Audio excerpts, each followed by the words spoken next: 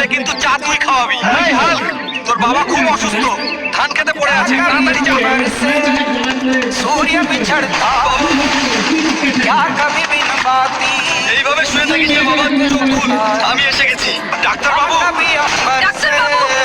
দয়া করে বের হন, আমার বাবা খুব অসুস্থ, রোগীর অবস্থা খুব খারাপ, এখনই আইসিইউতে নিতে হবে।